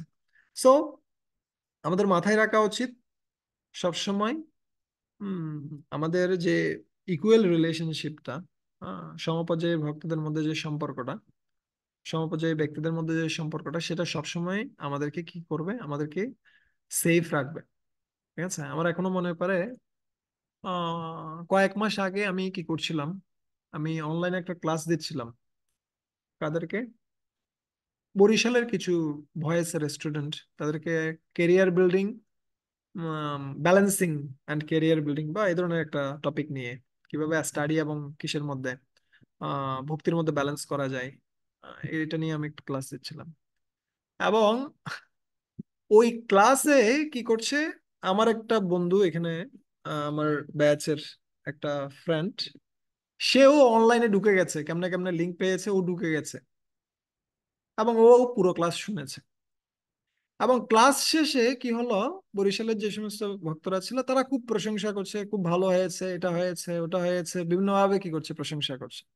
আমিও খুব পাফড আপ, হ্যাঁ খুব ভালো ক্লাস দিয়েছি, আমি অনেক ভক্তদের সাহায্য করলাম, আমার মনে হচ্ছিল এই ধরনের। আমি যখন আশ্রমে ফিরে আসছি, তখন যে ভক্তটা ও আমার ক্লাসে জয়েন করেছে, সে বলল যে আপনার ক্লাস ভালো হয়েছে, কিন্তু কয়েকটা জায়গায় আমার মনে হচ্ছে সমস্যা আছে। আমি কি বলবো আপনাকে, আপনার উপকারের জন্য? যে হ্যাঁ, বলেন। তখন ও বলতে শুরু করলো যে আপনার কিছু কিছু জায়গায় প্রনাউন্সিয়েশন মিস্টেক আছে, আপনি কিছু কিছু জায়গায় কি করেছেন, তিনির বদলে সেই ব্যবহার করেছেন, সে এটা করলো, সে এটা করলো, কিন্তু সেই সমস্ত জায়গায় তিনি ব্যবহার করা উচিত ছিল, তিনি অথবা আপনি, কিন্তু আপনি ব্যবহার করেছেন সে। তারপরে আপনি কয়েকটা জায়গায় এইরকম এরকম ভুল করেছেন। সো আমাদের যে ফলস ইগো, এটা কিন্তু ফুটবলের মতো, এটা কিন্তু পাম্পিং হতে থাকে, আস্তে আস্তে মোটা হতে থাকে, আর যখন মোটা হয় তখন 24 জন মিলেই তাকে লাথি মারে। ঠিক আছে? আহ, হয় না, ফুটবল যখন মাঠে থাকে তখন 24 জন মিলে, 24 জন না 11, 11, 22 জন মিলে ওটাকে লাথি মারে। ঠিক আছে, সো আমরাও যখন অহংকারী হয়ে যাই, কি শুনতে শুনতে, গ্লোরি, অন্যদের প্রশংসা শুনতে শুনতে যখন আমরা অহংকারী হয়ে উঠি, ফুলে উঠি, তখন কিন্তু মায়ার লাথি আমরা খাই। কিন্তু এই এই পাম্পিংটাকে পাঞ্চিং করার একটা সহজ পন্থা হচ্ছে যখন আমরা ইকুয়াল ভক্তদের সাথে থাকি, তারা কিন্তু আপনাকে গুরুত্ব দিবে না, তারা আপনাকে বারবার করে পাঞ্চিং করবে। ঠিক আছে, আপনার ভুলগুলো ধরিয়ে দিবে। যখন কোনো একজন ব্যক্তিকে আপনি নতুন দেখছেন অথবা অনেকদিন পরে দেখছেন, আপনি তার প্রশংসা করবেন। কিন্তু যখন একসাথে রয়েছেন, স্বামী স্ত্রীর সম্পর্ক অথবা ভাইয়ের ভাইয়ের সম্পর্ক, এই সম্পর্কগুলোকে মানুষ এত বেশি গুরুত্ব প্রদান করে না কেন এখন? কেননা এখানে কি দেওয়া হয়, পিঞ্চিং করা হয়। এখানে আপনার ফলস ইগোকে কেউ গুরুত্ব দিবে না, আপনার যে ত্রুটিগুলো রয়েছে সেগুলো দেখিয়ে দেওয়া হবে। কিন্তু এটা আমাদের জন্য উপকারী, কিন্তু সেটাকে আমরা কি করতে চাই না, গুরুত্ব দিতে চাই না। ঠিক যেমনি আমাদের এখানে ডক্টর উপস্থিত হয়েছেন, দেবজ্যোতি প্রভু, ঠিক আছে, ডাক্তার যদি বলে যে আপনার সব ঠিক আছে, কিন্তু ভিতরে ভিতরে কি হয়ে যাচ্ছে, ভিতরে ভিতরে ক্যান্সার বেড়ে নষ্ট হয়ে যাচ্ছে, তাহলে আমরা যে কোনো মুহূর্তে মৃত্যু সম্মুখীন হব। কিন্তু ডাক্তারের কাজ হচ্ছে কি করা, রোগটা দেখিয়ে দেয়, আপনার এখানে রোগটা রয়েছে, আপনি এটা চিকিৎসা করুন। আর সমপর্যায়ের ব্যক্তিরা সেই কাজটাই করেন। তাই আমরা যদি সত্যিকার অর্থে ভক্তিতে স্থির হতে চাই, ভক্তিতে নিরাপদ হতে চাই, আমাদের কি করা উচিত, আমাদের অন্যান্য ভক্তদের সাথে যে সম্পর্কটা, বিশেষ করে সমপর্যায়ের যে সম্পর্কটা, সেটাকে গুরুত্ব দেওয়া উচিত। এবং আহ গৌরাঙ্গ প্রভু একটা কথা বলছিলেন, গৌরাঙ্গ প্রভু বলছিলেন যে আমাদের যে কি রয়েছে, এনভি অথবা আমাদের যে ঈর্ষা রয়েছে, সেই ঈর্ষাটা কোনো পর্যায়ে কি হয় না, নষ্ট হয় না। এমনকি যখন এই বিশ্ব ব্রহ্মাণ্ডের প্রলয় হয় এবং সমস্ত বিশ্ব ব্রহ্মাণ্ড যখন কোথায়, মহাবিষ্ণুর দেহে প্রবেশ করে, সেই সময়টিতেও কি নষ্ট হয় না, সেই সময়টিতেও এই ফলস ইগোটা নষ্ট হয় না। কিন্তু সেই ফলস ইগোটাকে নষ্ট করার সহজ পন্থা কি? সহজ পন্থা হচ্ছে আপনার আশেপাশে যে সমস্ত ব্যক্তিরা রয়েছে তাদের সেবা করার প্রচেষ্টা করুন। আপনার আশেপাশে যে সমস্ত ভক্তরা রয়েছে তাদের সেবা করার প্রচেষ্টা করুন। এমন নয় যে কলকাতা, মায়াপুর, বৃন্দাবন থেকে যে সমস্ত বৈষ্ণবরা আছে, একমাত্র তাদের কি করার মাধ্যমে, তাদের সেবা করার মাধ্যমে, অথবা গুরু মহারাজ আসলে তার সেবা করার মাধ্যমে আমি কি হতে পারবো, আমি উন্নত হতে পারবো না। তাদের সেবা করার সুযোগ খুব সীমিত। কিন্তু কাদের সেবা করার সুযোগ রয়েছে, আপনার আশেপাশে যে সমস্ত ব্যক্তিরা রয়েছে তাদের সেবা করার সুযোগ রয়েছে। তাই চেষ্টা করুন তাদের সেবা করার। আমাকে আরেকটা কথা পণ্ডিত গঙ্গাধর প্রভু বলছিলেন অনেকদিন আগে, আমার খুব মনে পড়ে। আমি চেষ্টা করি সবসময় এটাকে অ্যাপ্লাই করার জন্য। উনি বলছিলেন যে পৃথিবীতে 700-800 কোটি মানুষ থাকলেও আমি আপনার জীবনে কিন্তু 700-800 কোটি মানুষ নেই। মানুষ আসে কয়জন? মাত্র 7 থেকে 8 জন।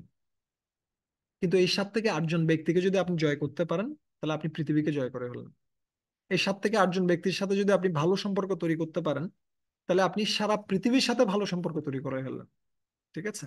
তাই ভক্তিতে স্থির হওয়া, নিরাপদে থাকার জন্য আমাদের চেষ্টা করা উচিত সবসময় ভক্তদের সাথে যেন আমরা খুব ভালো একটা সম্পর্ক কি করতে পারি, বজায় রাখি। ঠিক আছে? আর আলটিমেটলি যদি আমরা মিশন নিয়ে কিছু চিন্তা করি, আমরা যদি শিলা প্রভুপাদের মিশন, গুরুদেবের মিশন, অথবা মহাপ্রভুর যে বাণী, পৃথিবীতে আছে যত নগরাদি গ্রাম সর্বত্র প্রচার হইবে মোর নাম, যদি চিন্তা করতে চাই, আমরা একাকি পারবো না। আমাদের অন্যান্য ব্যক্তিদের সাহায্য প্রয়োজন। অন্য ব্যক্তিদের সাহায্য ব্যতীত আমরা কিছুই করতে পারবো না। ঠিক আছে? হম। এটা আমি শুনছিলাম, খুব সুন্দর একটা কথা। আহ শিল জয়প্রতাকা মহারাজের কাছ থেকে কয়েকদিন আগে। উনি বলছিলেন আগের দিনের ব্যক্তি যারা ছিলেন তারা স্বয়ং সম্পূর্ণ ছিলেন। কিভাবে? ভীমের 10,000 হাতির বল ছিল। সে যদি এখন এসে অলিম্পিকে কি করে, রেসে নামে, কেউ আর অলিম্পিক পাবে না, সব অলিম্পিক ওর। ঠিক আছে? অন্যদিক দিয়ে আমরা দেখতে পাই কার ক্ষেত্রে, নন্দ মহারাজের ক্ষেত্রে ওনার 9 লক্ষ ধেনু ছিল। কারো সাহায্যের প্রয়োজন নেই। উনি 9 লক্ষ ধেনু চারণ করে এমনিতেই জীবনযাপন করতে পারেন। সমস্ত রাজা মহারাজারা এত বেশি শক্তিশালী ছিলেন, তারা কাদের সাথে যুদ্ধ করতে পারতেন? তারা সিংহের সাথে যুদ্ধ করতে পারতেন। এবং আজকেও প্রভুপাদের একটা লেকচার শুনছিলাম, ওখানে বলছেন জয়পুরের রাজারা তারা কি করতো, সিংহের সাথে যুদ্ধ করে সিংহকে মেরে নিয়ে আসতেন রাজ্যে। ওই ধরনের শক্তিশালী ব্যক্তি ছিল তারা। কিন্তু এখনকার সময়ে কেউ এরকম ব্যক্তি নেই যে একাকী অনেক কিছু করতে পারে। আমাদের সবসময় কাদের সহযোগিতা প্রয়োজন? আমাদের সবসময় অন্যদের সহযোগিতা প্রয়োজন। অন্যদের সহযোগিতা ছাড়া আমরা কিছুই করতে পারবো না। এই জন্য আশেপাশে যে সমস্ত ব্যক্তিরা, তারা যদি কোনো কাজে নাও লাগে, তথাপি অনেক কাজে আছে। যেমন আহ গুরু মহারাজ উদাহরণ দিচ্ছিলেন কিসের? নর্দমার জল। আপনার যে নালার জল রয়েছে, আপনি মনে করতে পারেন এই নালার জল কি কাজে লাগে? কোনো কাজেই লাগে না।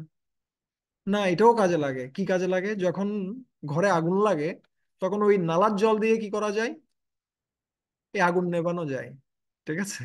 সো কে কোন কাজে লাগে আমরা জানি না, কিন্তু সবাইকে কাজে কি করা, নিযুক্ত করা, সবাইকে সেবায় নিযুক্ত করা, সবাইকে একসাথে নিয়ে এগিয়ে যাওয়া, সেটা সবচেয়ে গুরুত্বপূর্ণ একটা প্রিন্সিপাল।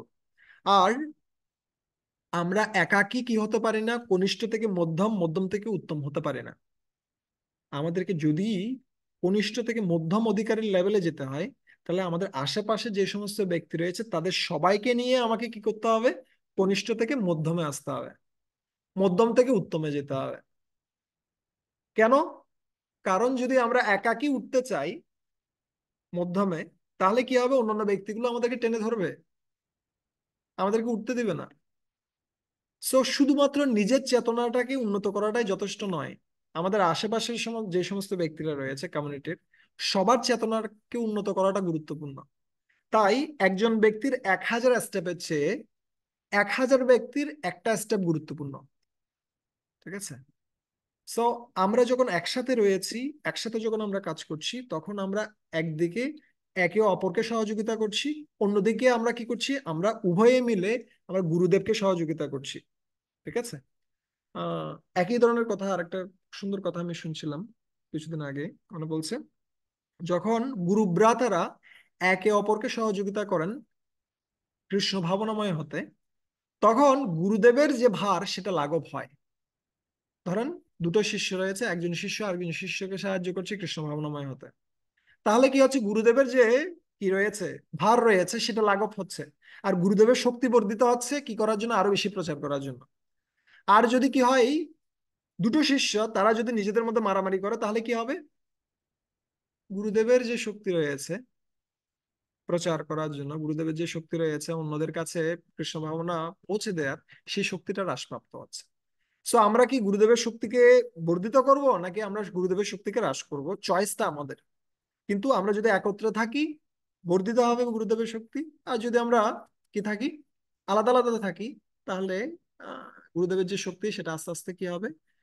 আহ, কমে যাবে। ঠিক যেমনি কিসে মোবাইলের অ্যাপস যেগুলো রয়েছে, অনেকগুলো অ্যাপস যখন চালু থাকে তখন কি হয়?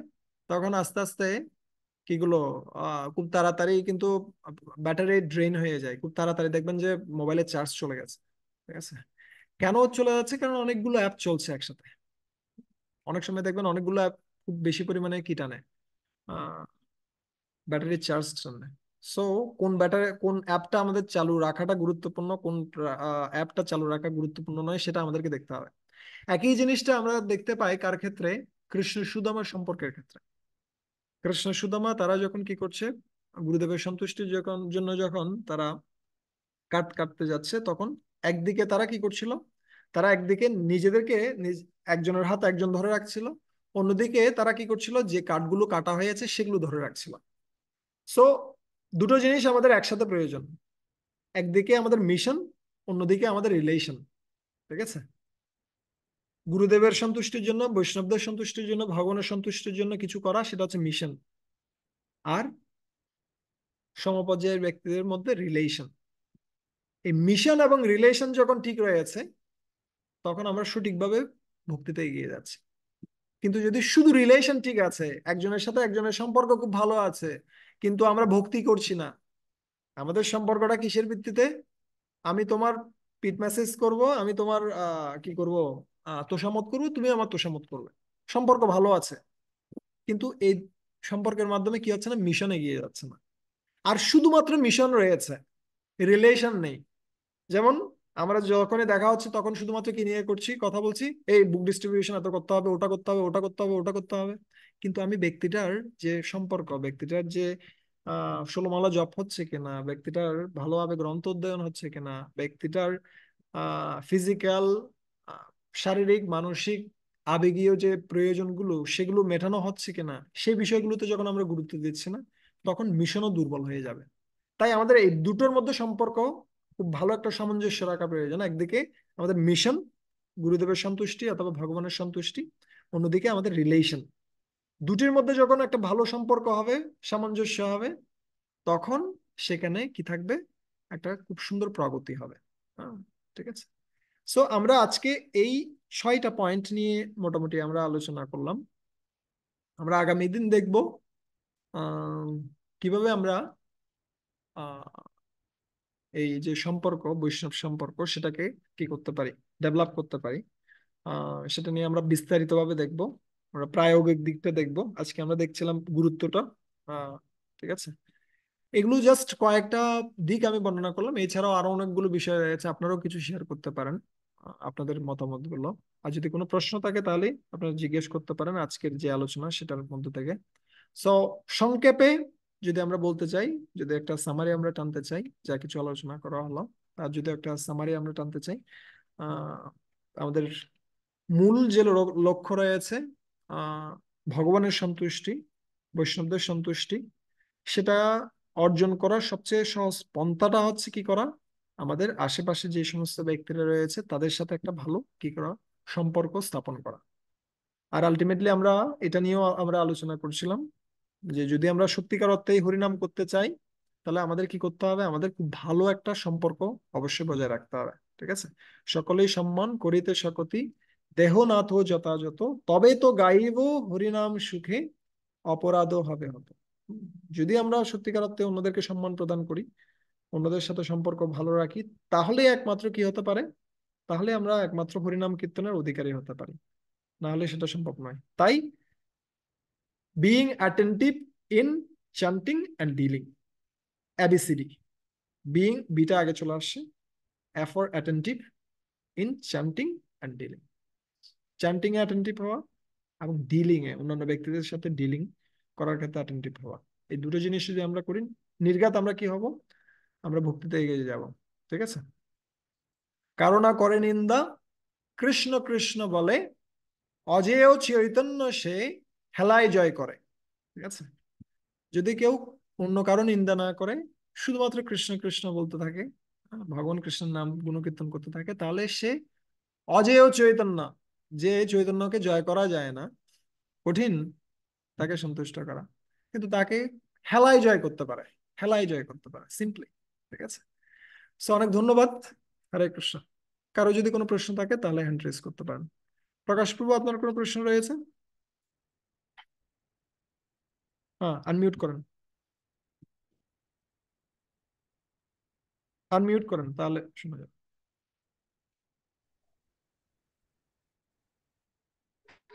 হ্যাঁ, হরে কৃষ্ণ।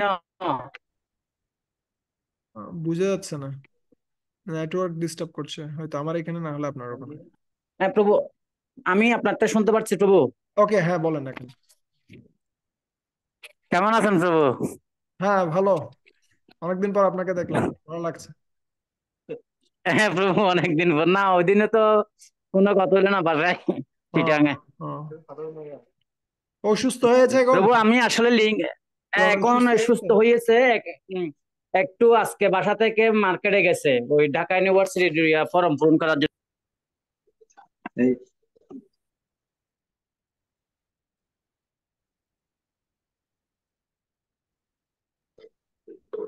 হরে কৃষ্ণ, ধন্যবাদ প্রভু। ধন্যবাদ, আচ্ছা প্রণাম। প্রভু, ওই রমানাথ প্রভু নাই। মনে হয় প্রশ্ন করবে, ওকে, প্রশ্নটা ওকে। নেন। হ্যাঁ, রঘুনাথ প্রভু। হরে কৃষ্ণ প্রভু। হরে কৃষ্ণ। প্রভু, সমবয়সীদের সাথে যে রিলেশনশিপের জন্য যেটা বলছেন খুব সুন্দর হয়েছে। তো প্রভু এটা আসলে অনেক সময় বাস্তবিকটা বাস্তবিকটা হচ্ছে যে একসাথে এরকম ইয়েটা আসে না। তো এটা কিভাবে আমরা একসাথে থাকলে তাদের সাথে একটা ভালো সম্পর্ক, মানে যেটা বলছেন সেটা সব ঠিক আছে, কিন্তু প্র্যাকটিক্যালি যখন আমরা ভালো সম্পর্ক দিতে চাই, দেখা যাচ্ছে মত গুলা ভিন্ন জনের ভিন্ন হওয়াতে তখন আহ, একই, মানে একই মতে আসে না। তো সেটা কিভাবে আমরা আনতে পারি? আমাদের আগামী ক্লাসে আসবেন, আমরা এ বিষয়ে বিস্তারিত আলোচনা করব। ঠিক আছে? আমরা পদ্ধতি নিয়ে আমরা আগামী দিন বিস্তারিত ভাবে থাকবে, ওটা আমরা চেষ্টা করবো আরো ডিটেল কি করার জন্য। ওটা আগামী ক্লাসটা থাকবে পুরোপুরি প্র্যাকটিক্যাল। এটা আমরা আলোচনা করছিলাম জাস্ট ইউটিলিটি কেন প্রয়োজন, আমরা আগামী দিন দেখব কিভাবে সেটা সম্ভব। ঠিক আছে? এখানেও আমরা ইতিমধ্যে আলোচনা করেছি কিছু কিছু বিষয় নিয়ে। আহ আর যদি আহ কিছুটা আমি বলতে চাই, উম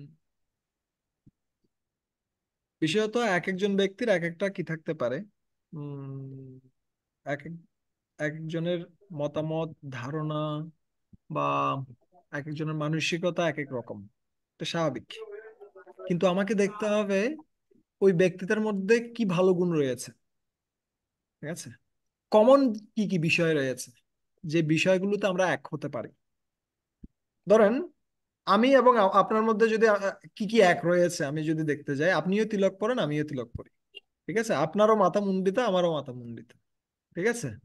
আপনিও শ্যাম বর্ণের, আমিও শ্যাম বর্ণের। ঠিক আছে? আহ অনেকগুলো, আপনিও রাইস ডাল ভাত খেতে পছন্দ করেন, আমিও একই। ঠিক আছে? আপনিও হরে কৃষ্ণ মহামন্ত্র জপ করেন, আমিও হরে কৃষ্ণ মহামন্ত্র জপ করি। আপনিও কি করেন? আপনিও প্রসাদ পান, আমিও প্রসাদ পাই। অনেকগুলো কিন্তু দিক রয়েছে যেগুলোতে মিল রয়েছে। আর কি অমিল রয়েছে সেটা যদি দেখতে চাই, সেখানে সেটা কিন্তু খুব সীমিত। ধরেন আপনার কি ভালো লাগে, আপনার ভালো লাগে কি করা, আপনার ভালো লাগে কুকিং সার্ভিস। আমার কি ভালো লাগে, আমার হয়তো ভালো লাগে কীর্তন করা।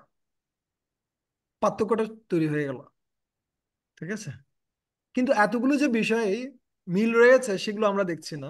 100টার উপরে বিষয় মিল রয়েছে, কিন্তু আমরা দেখছি কোনটা কোন জায়গায় অমিল রয়েছে। এবং আমরা অনেক সময় অমিল বিষয় নিয়ে কথা বলতে বেশি পছন্দ করি। আমরা মিল যে বিষয়গুলো রয়েছে সেগুলো নিয়ে কথা বলতে চাই না।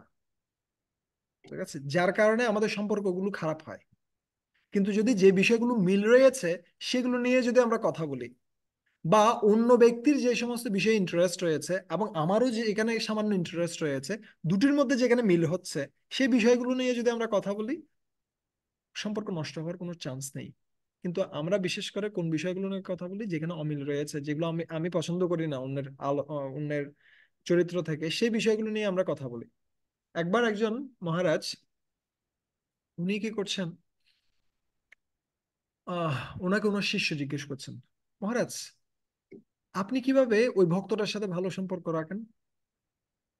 ওই ওই ব্যক্তিটা তো আপনার কোনো, মানে আপনার কোনো কি আহ, আপনি যে সমস্ত থিওরি গুলো দিচ্ছেন, এটা কোনো রকমেই কি দিচ্ছে না, এটাকে কোনো পাত্তাই দিচ্ছে না, তথাপি আপনি ওর সাথে সম্পর্ক রাখছেন কিভাবে? তখন উনি বললেন যে দেখো, আমার কাছে কিছু সাদা বল রয়েছে, ওর কাছে কিছু সাদা বল রয়েছে এবং লাল বল রয়েছে। ঠিক আছে, আমার কাছে কিছু সাদা বল রয়েছে, আমার কাছে কিছু সবুজ বল রয়েছে। ঠিক আছে, তো কি বলছে, আমার কাছে সাদা বল আছে, সবুজ বল আছে, ওর কাছে সাদা বল আছে, লাল বল আছে। কিন্তু আমি যখন ওর সাথে কথা বলতে যাই, তখন আমি শুধুমাত্র সাদা বলগুলো বের করি, আমি আমার সবুজ বলগুলো বের করি না। ঠিক আছে, তার ফলে কি হয়, ওই সাদা সাদা মিলে যায়।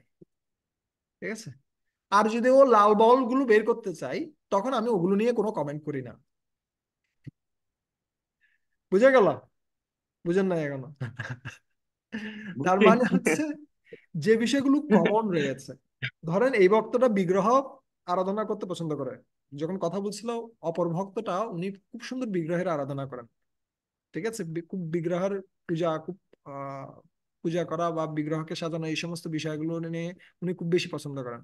সো এই ব্যক্তিটা গিয়ে কি করেন, ওনার সাথে কথা বলেন বিগ্রহ আরাধনা নিয়ে, কিভাবে বিগ্রহ আরাধনা আরো ডেভেলপ করা যায়, কিভাবে আমি সেটা ডেভেলপ করতে পারি, অন্য ব্যক্তির ইন্টারেস্ট কোথায় আছে, আমারও এই বিষয়টাতে ইন্টারেস্ট আছে, দুইজনে ওটা নিয়ে আলোচনা করি।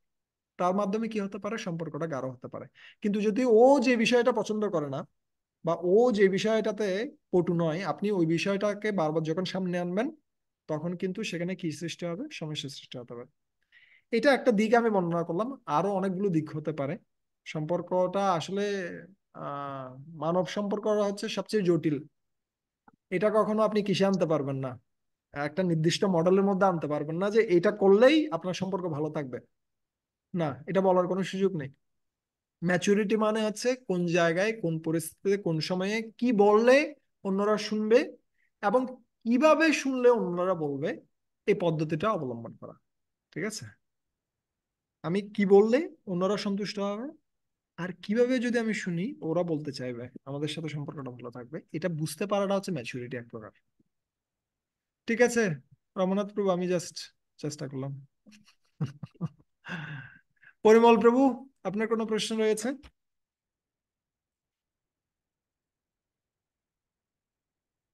হরে হরে কৃষ্ণ প্রভু, ধন্যবাদ প্রণাম। হরে কৃষ্ণ, প্রভু, ধন্যবাদ, প্রণাম। হ্যাঁ, আমার কথা হইলো যে প্রভু, আশেপাশে যারা ভক্তরা আছে হ্যাঁ, হ্যাঁ। তাদেরকে মনে করেন বলছেন মিলজুলি থাকতে, তাদের কথা শুনতে, তাদেরকে সেবা করতে, সবকিছু ঠিক আছে প্রভু। হুম, কিন্তু হুম। যদি কোনো কথা যদি দোষ করি, মানে অন্যায় করতেছে, এটা যদি ধরে দিই, তখন প্রভু, তখন তাদের মনে কষ্ট। এটার প্রতিকারটা কি করবো প্রভু, বলেন। আচ্ছা, ধরেন কেউ অন্যায় করছে, আহ তাহলে আমাদের হ্যাঁ, কি করা উচিত? আহ, কি করা তখন কি উচিত আমরা প্রভু? পজিটিভ থাকবো? সেটাই। এখন এখানে দেখেন, যেটা ও মনে কষ্ট প্রভু, এটা হুম, লাগে। আচ্ছা, আমি ধরা দিলাম কেন, হ্যাঁ, ভুল করেছি। যেটা খারাপ সেটা খারাপই, খারাপটা ভালো হতে যাবে না। আমরা পজিটিভ বলে যে অন্য ব্যক্তির যে খারাপ সেটাকে আমি ভালো বলতে যাব, তা নয় কিন্তু। ঠিক আছে, ধরুন আচ্ছা। একজন ব্যক্তি এমন কিছু কাজ করছে যেটার ফলে কি হতে পারে, ওর নিজের খারাপ হচ্ছে, অথবা ওর এর ফলে সমাজের কি হতে পারে, ক্ষতি হতে পারে, সেটাকে আমি খারাপ জানবো। এটা খারাপ, খারাপ হয়। খারাপকে আমি ভালো বলতে যাবো না, আমি আমি পজিটিভ বলে আমি যে খারাপকে ভালো বলতে যাব, তা নয় কিন্তু। কিন্তু আমাকে দেখতে হবে এই খারাপ কার্যটার ফলে ও নিজে সাফার করছে, নাকি এর ফলে সমাজ সহ সাফার করছে।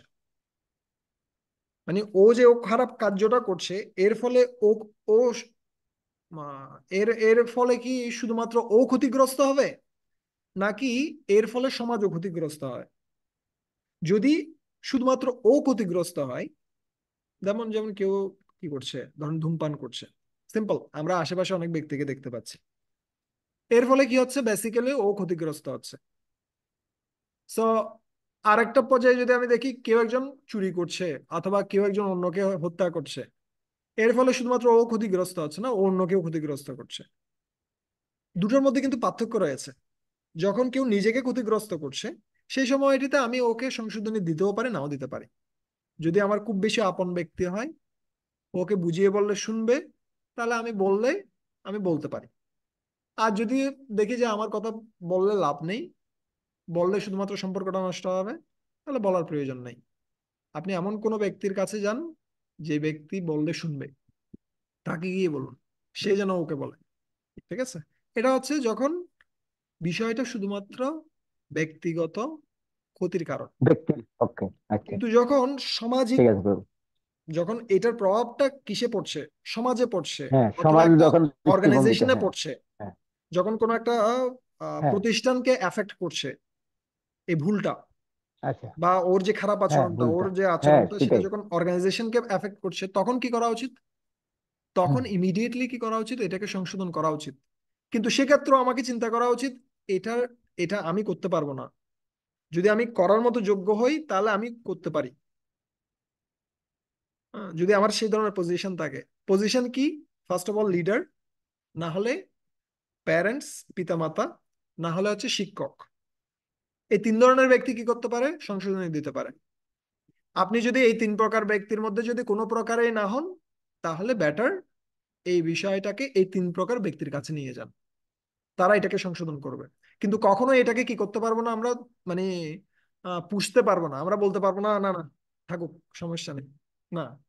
যখন কোনো একটা ভুল অর্গানাইজেশনকে কি করছে, এফেক্ট করছে, সেটার সাথে সাথে কি করতে হবে? সলভ করতে হবে। কিন্তু সেটা আমি সলভ করতে পারবো কিনা সেটা আমাকে প্রশ্ন করতে হবে। যদি আমি সলভ করার ব্যক্তি হই তাহলে আমি করতে পারি। যদি আমি সলভ করার ব্যক্তি না হই তাহলে আমি অন্য কাউকে দিয়ে করাতে পারি। ধরেন একটা কিসে, একটা হসপিটালে রোগী গিয়েছে, দুই প্রকার রোগ আছে। একটা ইমার্জেন্সি, কারো হাত কাটা গেছে, পা কাটা গেছে, গলা কাটা গেছে, ইমার্জেন্সি, এখনই ঠিক করতে হবে। আর কিছু রোগ রয়েছে আস্তে আস্তে ঠিক করলেও চলবে, এত কি নয়, এত ইমার্জেন্সি নয়। সো দুটার ক্ষেত্রে কিন্তু দুই অ্যাপ্রোচ। একটার অ্যাপ্রোচ হচ্ছে ইমার্জেন্সিটা এখনই করতে হবে, কিন্তু এখনই করতে হবে বলে যে নার্স গিয়ে কি করে ফেলবে, অপারেশন করে ফেলবে, তা নয়। অবশ্যই তাকে কার জন্য অপেক্ষা করতে হবে? ডাক্তারের জন্য অপেক্ষা করতে হবে। ডাক্তার যদি ঘরে বসে থাকে তাহলে তাকে নিয়ে আসতে হবে, কিন্তু ডাক্তারকে দিয়ে কিন্তু অপারেশনটা করতে হবে। অপারেশনটা নার্সকে দিয়ে হবে না। আর ডাক্তারও এমন নয় যে আমি ডাক্তার বলে যে আমি সব বিষয় পারবো, তাও না। যদি ও রেফার করে যে না আমি এই বিষয়টাতে অভিজ্ঞ নয়, আমি রেফার করছি অমুক ডাক্তারের কাছে, আপনি যান, আপনি ওনাকে দিয়ে এটা করান। সো এটা হচ্ছে একজন ভালো ডাক্তারের লক্ষণ। সো একজন লিডার, টিচার অথবা প্যারেন্টস, তারা যদি মনে করেন যে না আমি বললে এটা শুনবে না, বেটার আরেকজনকে দিয়ে বলান। ঠিক আছে? কিন্তু এটা ইমিডিয়েটলি এটা সলভ করতে হবে। ঠিক আছে? সো দুটোর জন্য দুটো অ্যাপ্রোচ, কিন্তু ওই ক্ষেত্রে আমাকে চিন্তা করতে হবে আমি এটা যোগ্য কিনা। যদি আমি যোগ্য হই তাহলে আমরা খুব বিনীতভাবে ওই ব্যক্তির কাছে কাছে উপস্থাপন করতে পারি, এই জিনিসগুলো রয়েছে, এইভাবে এটা করলে ভালো হয়। ঠিক আছে?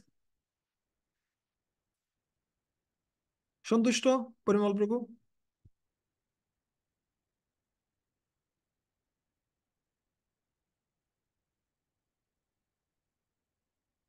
জানি না। ঠিক আছে, হরে কৃষ্ণ। আচ্ছা, আর কেউ কিছু অ্যাড করতে চান অথবা প্রশ্ন রয়েছে? তাহলে আমরা কি করি? মধুমঙ্গল প্রভু কিছু বলবে? হরে কৃষ্ণ, ধন্যবাদ প্রণাম। হরে কৃষ্ণ, ধন্যবাদ প্রণাম। আজকে ক্লাসটা হচ্ছে যে, যদিও এটা হচ্ছে যে ভূমিকা, আমরা নেক্সট ক্লাসে সেটা ডেসক্রিপশন শুনবো, প্র্যাকটিক্যাল। তো আহ রমানাথ প্রভু যে প্রশ্নটা করেছে, ওইখানের ওইটার একটু আমি অ্যাড করছি। সেটা হচ্ছে যে, মানে ইকুয়াল লেভেলের যে ইয়েটা, সেটা আনন্দ বৃন্দাবন প্রভু ক্লাসে বলেছেন যে আমাদের তিনটা জিনিস যদি আমরা মানে সবসময় মনে রাখি, বা এই জিনিসটা যদি অ্যাপ্লাই করি, তাহলে এটা সম্ভব। সেটা হচ্ছে যে love, care and attention. Love, care and attention.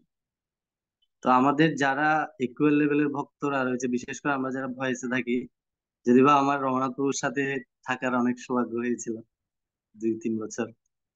তো তো এখানে বলা হচ্ছে যে মানে যদি আমরা আমাদের এক্ষেত্রে মিসিং হয় যে লাভ এন্ড কেয়ারটা ঠিক থাকে, কিন্তু অ্যাটেনশনটা ঠিক থাকে না। মানে অ্যাটেনশনটা হচ্ছে যে কি, সেটা সেটা যে ক্ষেত্রে হোক, সেটা বয়স হতে পারে, সেটা পরিবার হতে পারে, সেটা মন্দির হতে পারে, সেটা যে কোনো জায়গায় হতে পারে। মানে আমাদের সম্পর্কটা শুধুমাত্র নষ্ট হয়ে যাওয়ার বা সম্পর্কটা উন্নত না হওয়ার মূল কারণ হচ্ছে যে লাভ এন্ড কেয়ারটা ঠিক থাকে, কিন্তু অ্যাটেনশনটা ঠিক থাকে না। অ্যাটেনশনটা মানে হচ্ছে যে মানে ভক্তটা কি করতে চাচ্ছে, বা সেই কোন সেবা, বা তাকে কিভাবে সেবাতে নিযুক্ত করলে সে ভালো এফোর্ট দিতে পারবে, সেটা কেউ দেখে না। মানে তার ওই দিকে তার অ্যাটেনশন, মানে এটা হচ্ছে মেইন। মানে একটা ভক্ত রান্না করতে, যে আপনি উদাহরণ দিলেন, রান্না করতে সে পছন্দ করে, কিন্তু দেখা গেছে কি সেখানে ক্রাইটেরিয়ার মধ্যে তার রান্নাটা আসতেছে না, সে তাকে অন্য একটা সেবা দেওয়া হচ্ছে, বা এটা আমি ওভারঅল বলছি, অন্য একটা সেবা দেওয়া হচ্ছে। তো দেখা গেছে কি ওইখান থেকে সে ভালো আউটপুট পাচ্ছে না, তখন অথরিটি তাকে কি করছে, যে তুমি, তখন দেখা গেছে কি তাকে বকাঝকা করছে, বা ভালো সেবাটা দিতে পারছে না, সেটার জন্য সেও ইন্সপায়ার হচ্ছে না, অথরিটি তাকে ইন্সপায়ারেশন দিতে পারছে না। আসলে এখানে মেইন ইয়েটা হচ্ছে কি, আহ, আমাদের উচিত হচ্ছে কি, আমরা যখন একসাথে থাকি, তখন আমাদের এই তিনটা বিষয় খুব বেশি পরিমাণে খেয়াল রাখতে হয়। তো লাভ, কেয়ার এন্ড অ্যাটেনশন, তো আমাদের ক্ষেত্রে হয় কি, মানে ভালোবাসাটাও, ভক্তরা এক ভক্তকে অনেক ভালোবাসে। কেয়ারের ক্ষেত্রে যেমন একটা ভক্ত যখন অসুস্থ হয়ে যায় বা কোনো রকম সমস্যা করে, সবাই দৌড়ায় আসে, ঝাঁপিয়ে পড়ে। কিন্তু পার্সোনাল সমস্যা যেটা হচ্ছে অ্যাটেনশনটা, এটা হচ্ছে মেইন। এটা আমার ইভেন আমাদের পারিবারিক জীবনেও যারা গৃহস্থ আছেন তাদের ক্ষেত্রে, তাদের ক্ষেত্রেও এখানে এই বিষয়টা খুব বেশি লক্ষণীয়, যে এটার কারণে পারিবারিক জীবনগুলোতে সমস্যাটা হয়, এই অ্যাটেনশনটা নেই। মানে মাতাজি প্রভুর দিকে অ্যাটেনশন দিচ্ছে না, আর প্রভু মাতাজির দিকে কোনো অ্যাটেনশন নেই। মানে লাভ এন্ড কেয়ারটা আছে, কিন্তু অ্যাটেনশন তো, মানে মাতাজি কি চাচ্ছে সেটা প্রভু বুঝতে পারছে না, বা প্রভু কি চাচ্ছে সেটা মাতাজি বুঝতে পারছে না। এই সমস্যাটা হয়ে যায় এই জায়গাটাতে। তো প্রভু বলছিলেন যে আমরা যদি তিনটা জিনিসকে যদি মানে সমানভাবে যদি কি করতে পারি, অ্যাপ্লাই করতে পারি, এবং এটা যদি মেনটেন করতে পারি, তাহলে ইকুয়াল লেভেলে এবং যে কোনো লেভেলে আমরা একদম খুব স্মুথলি যেতে পারবো, আমাদের জন্য কোনো সমস্যা হবে না। হরে কৃষ্ণ। আরে বল, এটা গরম ভাতে গাওয়া ঘিয়ের মতো। So, আমাদের এই আলোচনাটা এটা খুব ভালো একটা কি পাওয়া গেল, একটা কনক্লুশন পাওয়া গেল। লাভ, কেয়ার অ্যান্ড অ্যাটেনশন, বিশেষ করে অন্যদের প্রয়োজনগুলো দেখা, অন্যদের ভালো মন্দ, বা অন্যদেরকে কিভাবে এনগেজ করা যেতে পারে, সব বিষয়গুলো নিয়ে প্রভু আলোচনা করেছেন। সো ধন্যবাদ মধুমঙ্গল প্রভুকে খুব সুন্দর একটা শিক্ষা তুলে আনার জন্য। হরে কৃষ্ণ। আর কারো কোনো কিছু বলার থাকলে বলতে পারেন, আর আমরা এখানে রাখছি আজকের মতো। হরে কৃষ্ণ।